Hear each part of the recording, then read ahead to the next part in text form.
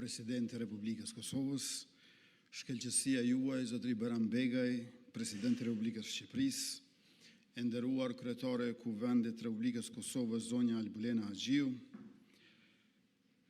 i nderuar Basarifat, të nderuar deputet të Kuvendit të Republikës Legjislaturës së 10, zëvendës kryeministër dhe ministrat të qeverisë, të nderuar ambasador dhe miq të tjerë ndërkombëtar, të nderuara familje të dëshmorëve, invalid dhe veteran të UÇK-s, drejtues e përfaqësues të institucioneve të shtetit, klerik fetar, të dashur qytetarë të Republikës, të nderuar të pranishëm, zonja dhe zotëri, 18 vjet më parë, data e sotme ju shtua kalendarit ton kombëtar. Krahas 2 marsit të Kuvendit të Lezhës, 5, 6 e 7 marsit të betejës heroike të familjes Jashari, 11 marsit të demonstratave studentëve, 10 qershorit të lidhjes Prizrenit, 12 qershorit të çlirimit Kosovës, 2 korrikut të deklaratës kushtetuese, 7 shtatorit të kushtetutës Kaçanikut, 22 nëntorit të Kongresit të Alfabetit dhe 28 nëntorit ditës së flamurit. Kjo sepse me 17 shkurt, me shpalljen e pavarësisë Republikës sonë, u arrit një shkallë tjetër e lartë në përfaqësimin ton në Ballkan dhe në Evropë. Dita e sotme është ditë për kujtimi për të gjithë ata burra, gra e fëmijë që flijuan shumë çka e gjithçka për Republikën e Kosovës. Aktivistët e luftëtarët që u përpoqën për jetësimin e Republikës, së paku që nga viti 1968 e këtej, ndoshta nuk kanë pasur të gjithë të njëjtin përftyrim e vizion se si do të ishte Republika, por ata kishin të njëjtën dëshirë për liri. Republika në radhë të parë është institucion i lirisë, shprehje e sovranitetit mjet për zhvillim.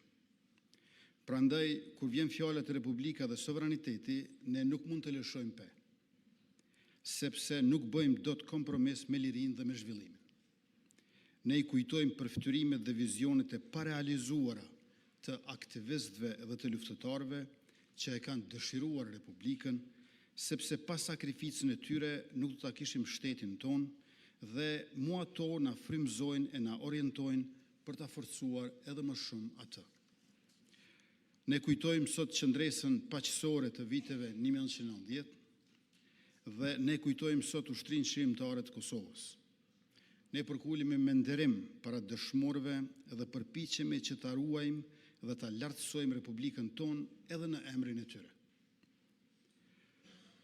Ndërsa kujtojmë datën e shpalljes së Republikës, brengosemi që krerë të ushtrisë shqiptare të Kosovës e të Republikës Kosovës po akuzohen padrejtësisht sepse ata guxuan të marrin armët për liri kundër shtypjes një shekullore dhe kundër një regjimi gjenocidal.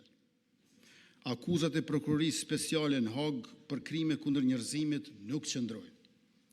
Ato nuk marrin parasysh kontekstin historik e politik të luftës sonë çlirimtare, së cilës ja detyrojmë lirinë e sotme. Krime kundër njerëzimit ndaj popullatës civile shqiptare ka kryer Serbia e Miloševićit. Kërcënim për përsëritjen e tyre është sot Serbia e Vučićit.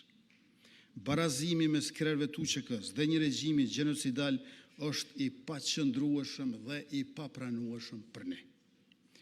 Të nderuar të pranishëm, Republika nuk lëshon pe kur është çështje e sovranitetit shtetëror, integritetit territorial dhe demokracisë popullore.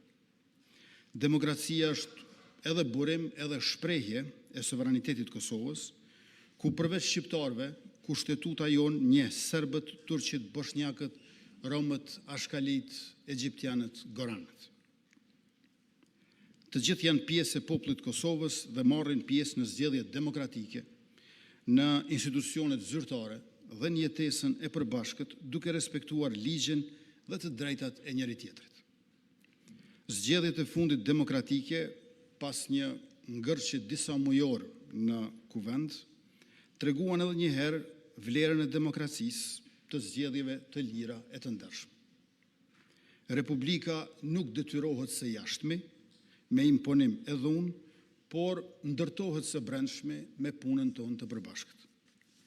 Qeveria e re do të vazhdojë angazhimin për zhvillimin ekonomik, për fuqizimin e sigurisë dhe për thellimin e arsimit të kulturës.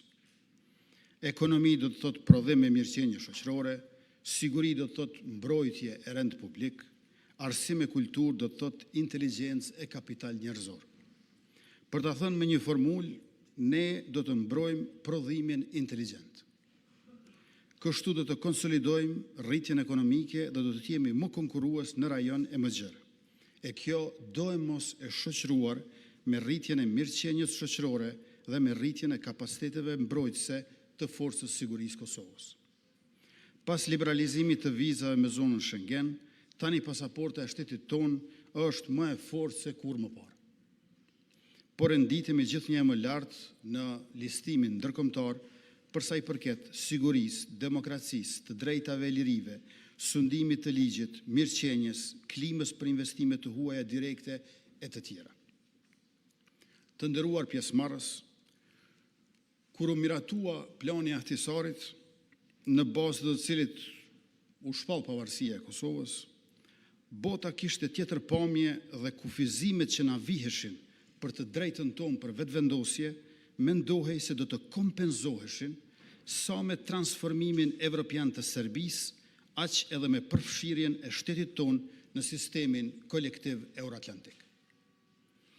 Mirëpo sot, ne shohim se pasiguria në botë është rritur dhe se bllokut perëndimor i nevojitet koherenca e brendshme për ta mbajtur sistemin e sigurisë në Evropë dhe për ta udhëhequr botën drejt vlerave të lirisë, të demokracisë, të solidaritetit, të barazisë dhe sidomos të drejtave të njerëzit.